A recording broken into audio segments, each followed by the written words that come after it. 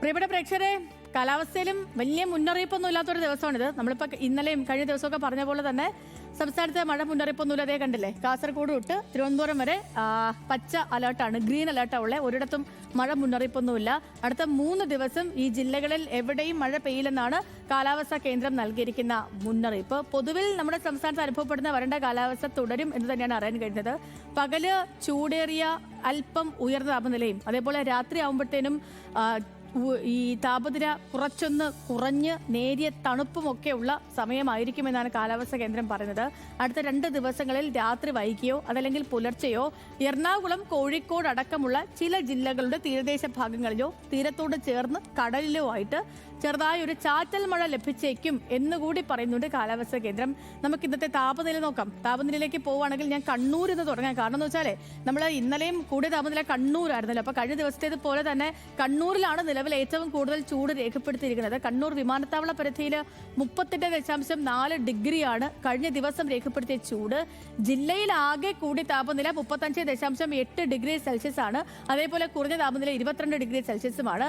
കോഴിക്കോടും ഉയർന്ന താപനില തന്നെയാണ് രേഖപ്പെടുത്തിയിരിക്കുന്നത്. ജില്ലയിലെ കൂടിയ താപനില 35 ഡിഗ്രി സെൽഷ്യസും കുറഞ്ഞ താപനില 23.7 ഡിഗ്രി സെൽഷ്യസുമാണ്. ഇനി തിരുവനന്തപുരത്തേക്ക് വന്നാൽ കഴിഞ്ഞ ദിവസത്തേതിനേക്കാൾ ചൂട് കൂടിയിട്ടുണ്ട്. 34.7 ആണ് കൂടിയ താപനില തിരുവനന്തപുരത്ത്. കുറഞ്ഞ താപനിലയാണെങ്കിൽ 22.7 ഡിഗ്രി സെൽഷ്യസും.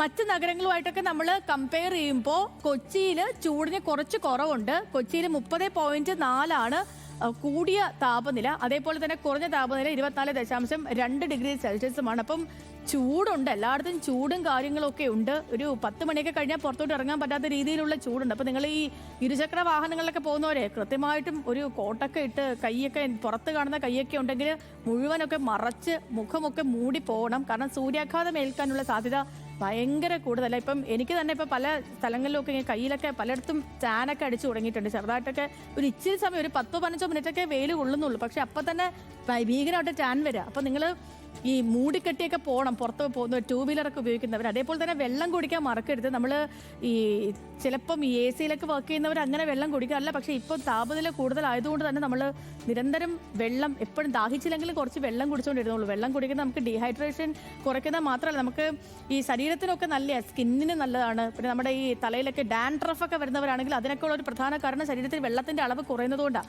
അപ്പോൾ അതുകൊണ്ട് വെള്ളം കുടിക്കാൻ മറക്കണ്ട.